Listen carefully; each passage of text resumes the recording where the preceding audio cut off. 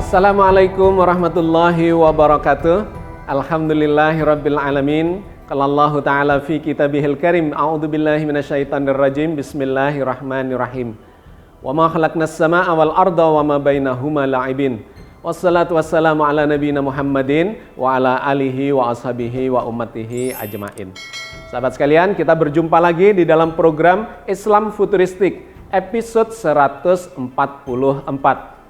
Kita lanjutkan kajian menarik kita terkait dengan sejumlah fenomena yang di dalam Al-Quran didorongkan kepada kita agar kita memahami, mempelajari, bahkan memanfaatkan di dalam kehidupan kita untuk membangun peradaban ke masa depan yang semakin maju dan mensejahterakan umat manusia. Kita sudah mempelajari dalam sejumlah episode yang terakhir bahwa Allah menginformasikan di muka bumi, di planet bumi ini Allah sudah menyiapkan segala fasilitas untuk terjadinya kehidupan secara sustainable.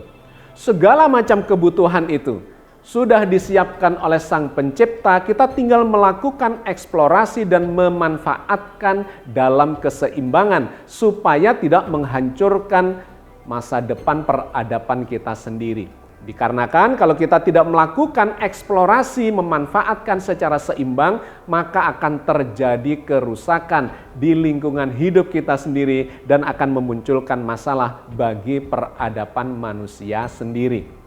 Allah berfirman di dalam surat Al-Baqarah ayat 29. Huwallazi khalaqalakum ma fil ardi jami'an, tsumma stawa ilas samai fasawwahunna sab'a samawat. Wa huwa bikulli syai'in alim. Dialah Allah yang menjadikan segala yang ada di bumi untuk kamu. Dan Dia berkehendak menciptakan langit atmosfer. Lalu dijadikannya 7 langit atmosfer itu, dan Dia Maha mengetahui segala sesuatu. Dan lebih khusus kemudian Allah berfirman di dalam Al-Quran agar kita memperhatikan 3 hal yang menjadi kebutuhan pokok umat manusia untuk mengembangkan kehidupannya bahkan peradabannya. Yang pertama terkait dengan makanan. Perhatikan makanan, kata Allah. Yang kedua, perhatikan minuman atau air yang engkau minum. Dan yang ketiga adalah perhatikan api yang engkau nyalakan yang menjadi sumber energi kehidupan dan peradaban manusia. Kita kutip kembali sebagian dari ayat-ayat itu untuk menyambungkan kajian kita pada kali ini dengan episode-episode yang sebelumnya. Allah berfirman di dalam surat Abasa ayat 24. Falyanzuril insanu ila ta'amih. Maka hendaklah manusia itu memperhatikan makanannya. Memperhatikan makanan itu dimulai dari jumlahnya harus mencukupi kebutuhan umat manusia. Kualitasnya harus baik, gizi-gizinya harus memenuhi standar kesehatan dan yang dibutuhkan oleh umat manusia dan seterusnya. Intinya Allah memberikan perhatian terhadap makanan itu. Jangan sampai kita merusak lingkungan dan kemudian menghancurkan sumber-sumber makanan kita sendiri. Itu yang pertama. Yang kedua, Allah memberikan stressing penegasan terhadap kualitas dan jumlah air minum. Air yang kita butuhkan untuk mendukung sustainabilitas dari kehidupan umat manusia di muka bumi ini. Karena pada kenyataannya ternyata umat ini kemudian menghancurkan sumber-sumber mata airnya sendiri. Padahal air bersih, air tawar yang ada di muka bumi di daratan itu jumlahnya sangat terbatas dan akan menjadi bermasalah, mengering dan berkurang jumlahnya dikarenakan perusakan-perusakan lingkungan yang dilakukan secara tidak terkendali. Allah berfirman di dalam surat Al-Waqi'ah ayat 68. Afara'aitumul ma'alladzi tashrabun. Apakah kalian tidak memperhatikan air yang kalian minum? Air adalah variabel yang sangat dominan, sangat penting bagi kehidupan manusia. Kalau air itu tidak tersedia dalam jumlah yang cukup dan kualitasnya memburuk, maka kehidupan manusia pun peradabannya akan mengalami kendala yang sangat serius. Itu yang kedua. Yang ketiga, Allah menekankan lagi fenomena yang harus kita perhatikan terkait dengan energi. Yang oleh Al-Quran digambarkan sebagai, apakah kalian tidak memperhatikan api yang kalian nyalakan itu? Di mana api itu menjadi simbol dari energi panas yang kita butuhkan untuk berbagai kepentingan membangun peradaban manusia. Allah berfirman di dalam surat Al-Waqi'ah ayat 71. Afara'aitumun naral lati turun. Apakah kalian tidak memperhatikan api yang kalian nyalakan? Dan kemudian dilanjutkan di Al-Waqi'ah 73 bahwa di api itu terdapat pelajaran dan manfaat yang banyak buat kehidupan manusia di planet bumi ini. Nahnu ja'alnaha tadhkiratan wa mata'al lil muqwin. Kami jadikan api itu peringatan atau pelajaran dan sesuatu yang bermanfaat bagi al-muqwin. Oke sahabat sekalian, dalam beberapa episode yang terakhir kita sedang fokus membahas terkait dengan manfaat energi panas itu. Di mana Allah sudah menyiapkan di planet bumi ini energi panas atau sumber-sumber energi panas mulai dari yang konvensional sampai yang kemudian harus dieksplor dengan menggunakan teknologi yang semakin tinggi. Yang paling sederhana tentu saja adalah membakar kayu atau membakar biomasa, yaitu bahan-bahan dari makhluk hidup seperti tanaman, tumbuhan dengan segala macam jenisnya itu yang diubah menjadi panas atau menjadi energi dan kemudian kita bisa memanfaatkan untuk kehidupan. Selain itu Allah juga menyiapkan tambang-tambang yang ada di dalam perut bumi. Misalnya batu bara yang jumlahnya luar biasa besarnya dan sudah dimanfaatkan oleh peradaban manusia selama ratusan tahun yang terakhir dalam bidang industri. Dibakar untuk pabrik-pabrik, untuk pemanas, untuk menghasilkan listrik dan sebagainya dan sebagainya. Selain batu bara, Allah juga memberikan cadangan minyak yang jumlahnya juga sangat besar. Kemudian ada gas alam. Semua itu adalah tambang-tambang yang diciptakan Allah melalui proses ribuan tahun dari binatang-binatang di zaman purba atau fosil-fosil di zaman yang lalu sehingga disebut sebagai sumber energi fosil. Nah, sumber energi fosil inilah yang sekarang menjadi sumber energi bagi peradaban manusia. Lebih dari 80% energi yang digunakan oleh umat manusia di muka bumi ini berasal dari 3 jenis energi fosil itu. Batu bara, minyak bumi, dan gas alam. Yang menjadi masalah kemudian adalah energi fosil ini semakin lama semakin habis. Nah, itu yang terjadi sehingga sekarang ini mengalami krisis.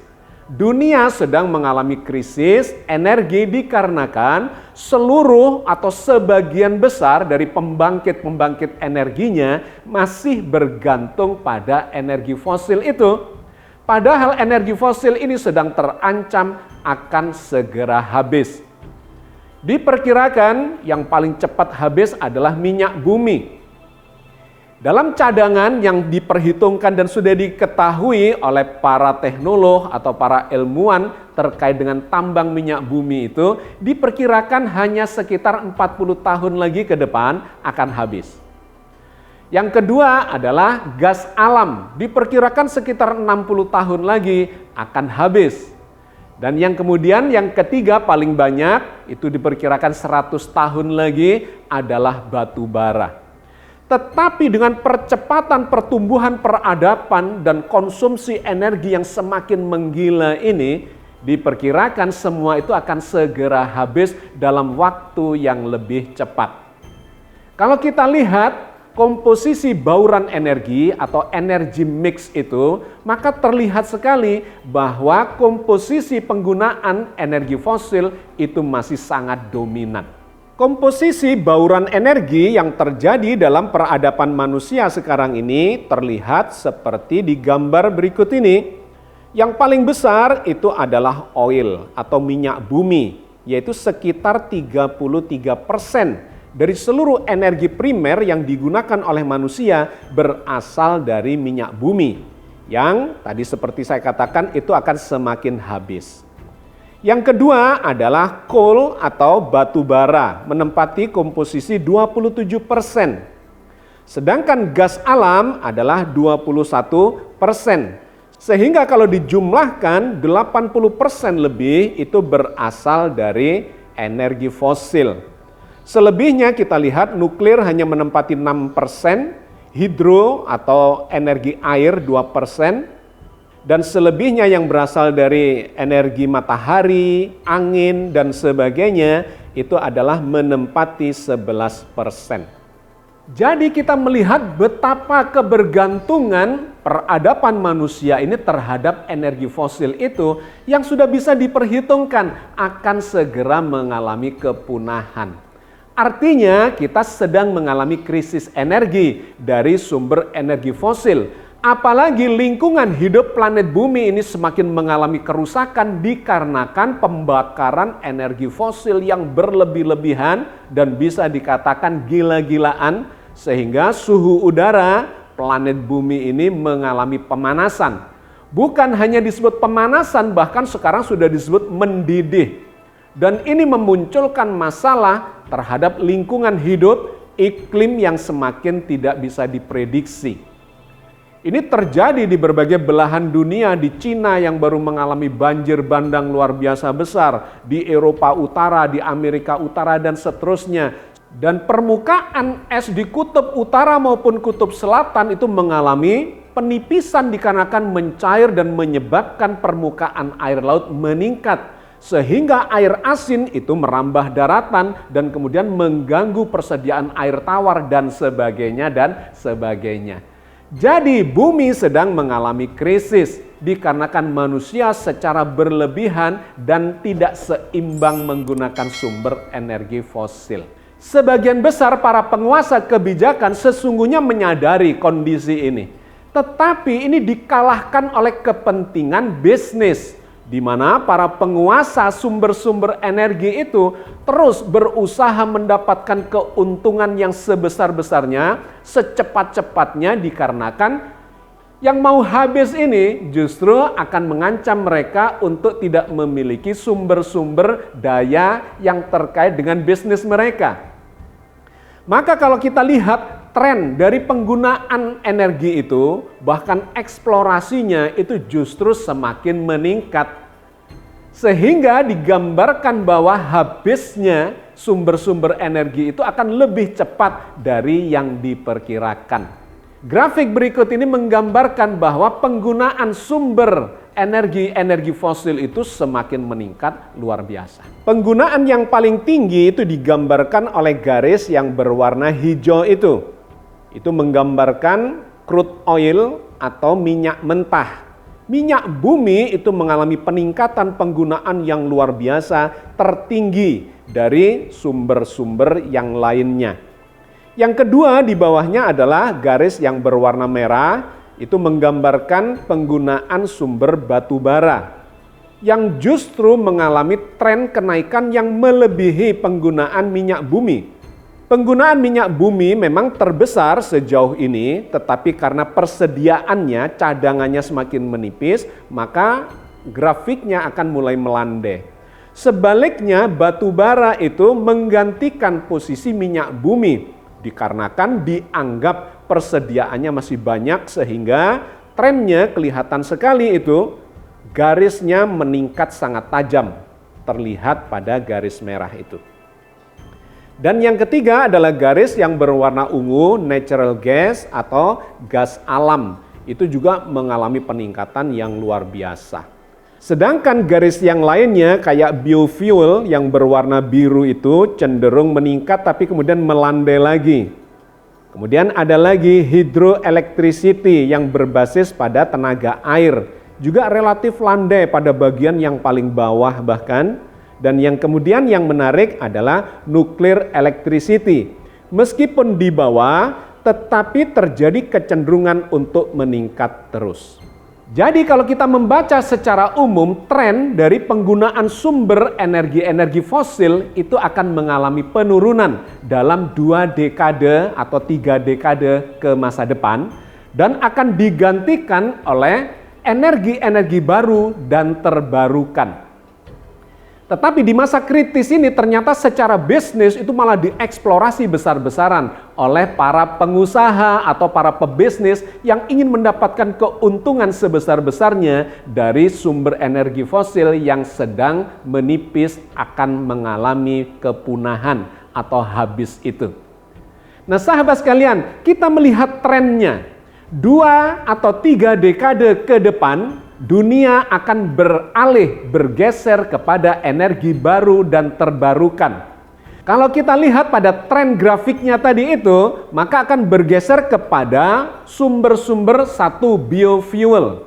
Tetapi ternyata ini sangat terbatas karena tidak mungkin mengambil tanaman, pepohonan, dan produksi pertanian itu untuk mendukung sepenuhnya kebutuhan energi manusia. Kecepatan menanamnya pasti akan kalah oleh kecepatan pemakaiannya. Sehingga tidak bisa ini dijadikan tumpuan sebagai sumber utama dari energi peradaban manusia. Yang kedua adalah dari air. Ternyata air ini juga mengalami keterbatasan dikarenakan memang selain sumbernya terbatas, hanya pada aliran-aliran air saja di mana sungainya memiliki arus yang deras dan elevasi ketinggian yang cukup dan seterusnya. Ternyata sumber-sumber air yang di daratan itu juga mengalami kerusakan, mengalami penurunan kapasitasnya. Yang ketiga adalah dari panas bumi yang juga sangat terbatas hanya di kawasan-kawasan tertentu yang memiliki gunung-gunung berapi dan sumber panas dari dalam perut buminya. Yang lainnya lagi ada sumber dari sinar matahari yang juga sangat terbatas dikarenakan efisiensinya itu masih sangat rendah. Kalau kita mau menggunakan energi matahari dalam skala besar, maka kita harus menutup kota atau bahkan negara kita dengan menggunakan panel surya yang sangat luas dan itu tentu saja tidak dimungkinkan. Dia dibutuhkan atau bisa digunakan dalam skala tertentu saja menjadi bagian dari energi mix atau bauran energi. Termasuk juga dari angin. Kita bisa mendapatkan energinya, tetapi sekali lagi semua yang saya sebutkan tadi itu komposisinya akan menempati sebagian kecil saja dari energi mix atau bauran energi yang dibutuhkan oleh peradaban umat manusia yang membutuhkan energi sangat besar itu. Maka satu-satunya yang menjadi harapan dari peradaban di muka bumi ini sesungguhnya adalah energi nuklir. Di episode yang lalu kita sudah membahas cadangan energi nuklir ini di muka bumi itu bisa sampai mencapai ratusan ribu tahun. 530.000 tahun kalau kita menggunakan teknologi yang terbaru, misalnya fast breeder reactor. Sahabat sekalian, inilah sesungguhnya tumpuan energi masa depan. Oke, ini adalah gambaran di seluruh dunia. Pada kesempatan kali ini saya ingin mengajak Anda untuk melihat ke dalam, ke negara kita, ke Indonesia. Bagaimana kondisi kita? Apakah kita menjadi bagian dari krisis energi yang sedang terjadi di seluruh muka bumi ini? Dan apa saja yang kita bisa lakukan untuk menyelamatkan atau mendapatkan solusi dari krisis itu agar pembangunan peradaban di negeri tercinta ini bisa berlangsung ke masa depan dengan baik.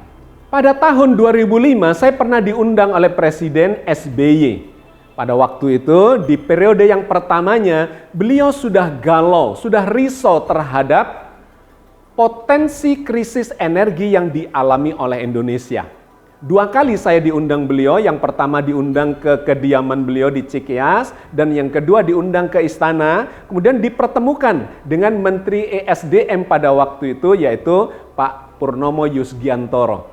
Saya diberi setumpuk data pada waktu itu yang menggambarkan seberapa besar sesungguhnya sumber daya energi yang dimiliki oleh Indonesia.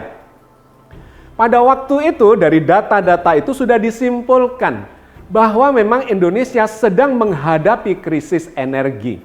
Minyaknya tinggal 15 tahunan, gasnya tinggal 60 tahunan, dan batu baranya tinggal 100 tahunan.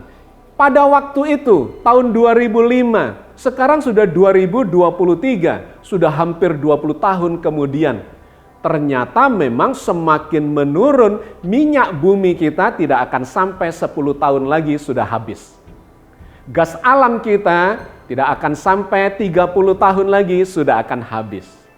Dan batu bara kita yang dulu 100 tahun tinggal 60 tahun lagi, itu pun dieksplorasi besar-besaran, di mana 75%-nya itu bahkan diekspor.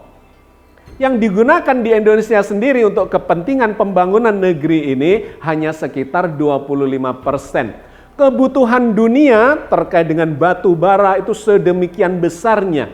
Diagram yang di sebelah kiri itu menggambarkan persediaan batu bara dunia, di mana Indonesia menyumbangkan batu baranya dalam jumlah yang paling besar, sehingga bisa disebut sebagai raja batu bara dunia. Kita lihat itu, di situ yang hitam bagian bawah itu adalah sumbangan dari Indonesia.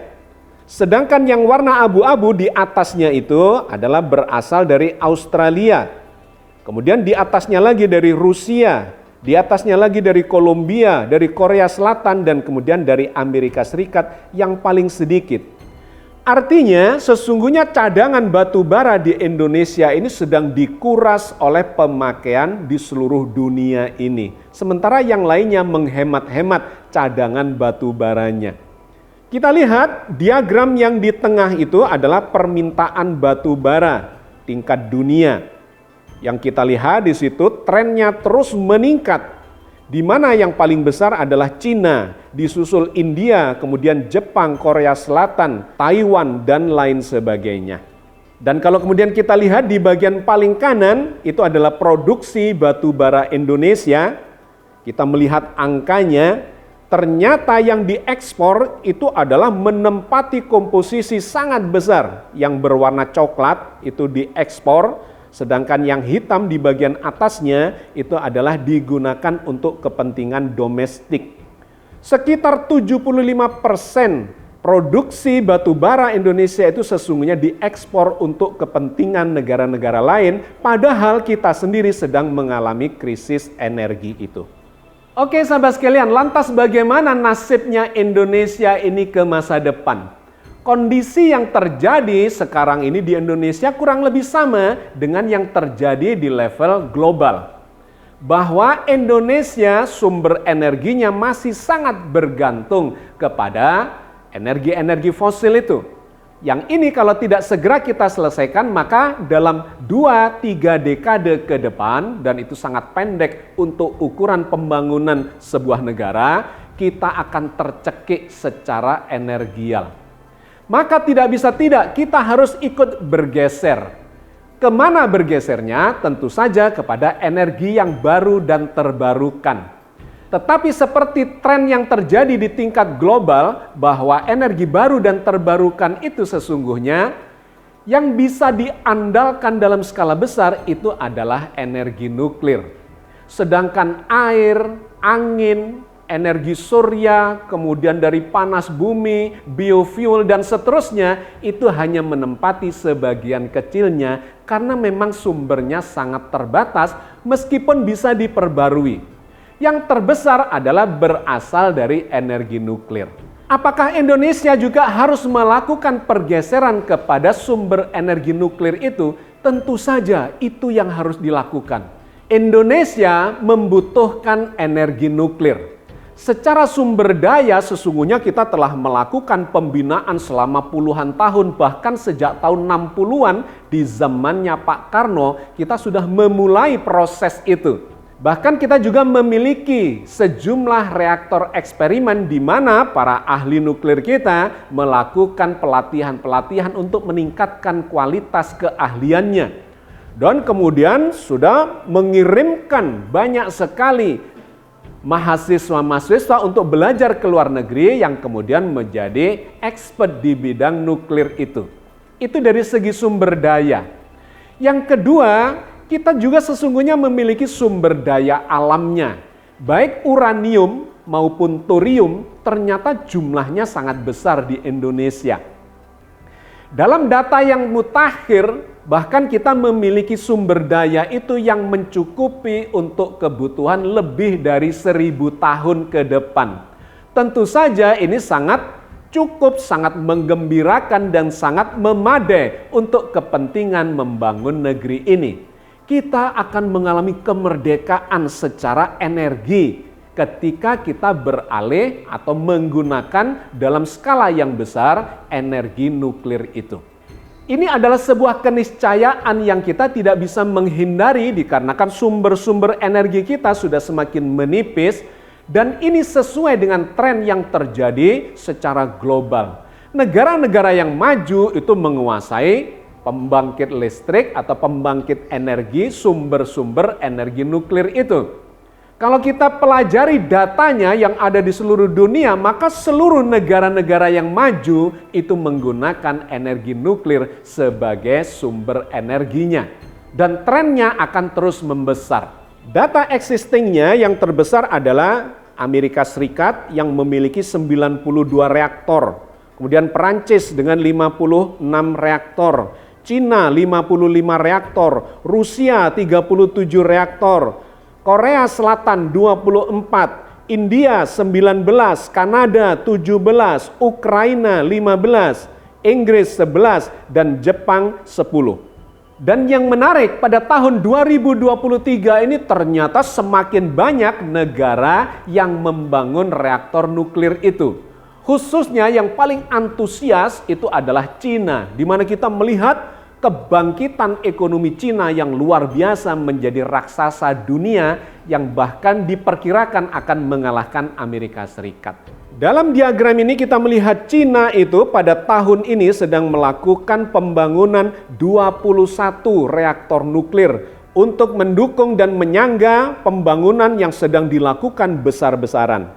India membangun 8, Turki membangun 4 reaktor, bahkan Mesir yang sesungguhnya masih kalah sejahtera dengan Indonesia masyarakatnya itu membangun 3 reaktor. South Korea atau Korea Selatan 3 reaktor, Rusia membangun lagi 3 reaktor, bahkan Bangladesh yang bisa dianggap sebagai negara yang miskin itu membangun reaktor sebanyak 2 pada tahun ini. Jepang menambah lagi 2 reaktor, United Kingdom atau Inggris 2 reaktor, Ukraina 2, Argentina 1, Brasil, Prancis, Iran, Slovakia, bahkan United Arab Emirates itu membangun 1, termasuk kemudian United States karena sudah banyak reaktornya, dia masih membangun menambah lagi 1 reaktor. Bukan hanya itu, bahkan yang sedang berproses membangun reaktor nuklir itu diantaranya adalah Arab Saudi, yang raja minyak itu pun melihat bahwa ke masa depan minyak tidak bisa dijadikan kebergantungan sumber energi dan penghasilannya dikarenakan semakin habis. Bahkan di negara-negara tetangga kita, Vietnam itu mulai berproses untuk membangun reaktor nuklir.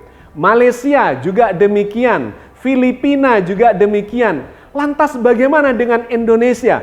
Sudah puluhan tahun kita berproses untuk itu, tapi sampai hari ini belum ada keputusan strategis untuk mengatakan bahwa Indonesia sudah memutuskan untuk membangun nuklir itu sebagai sumber energinya.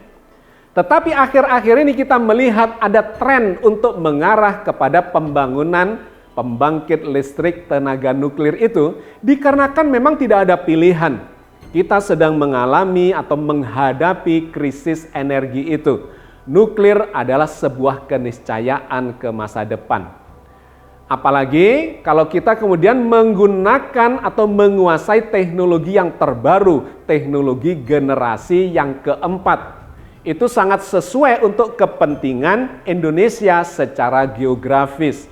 Dengan teknologi generasi keempat itu, tingkat keamanannya lebih tinggi, efisiensinya lebih bagus, harganya lebih murah, pengolahan sampahnya lebih mudah, dan seterusnya yang akan kita bahas pada episode berikutnya. Poin pentingnya adalah Indonesia tidak bisa tidak. Kita membutuhkan teknologi nuklir untuk menghasilkan pembangkit listrik bertenaga nuklir itu bagi kepentingan pembangunan bangsa ini. Sahabat sekalian, saya kira kita cukupkan sampai di sini kajian kita terkait dengan energi itu dan lebih khusus lagi terkait kepentingan bangsa kita. Bahwa kita harus terus mengikuti perkembangan sains dan teknologi terkait dengan kesejahteraan yang harus terus kita bangun untuk bangsa kita ke masa depan. Mudah-mudahan Allah senantiasa membimbing kita di atas jalan yang diridhoinya. Amin ya rabbal alamin. Assalamualaikum warahmatullahi wabarakatuh.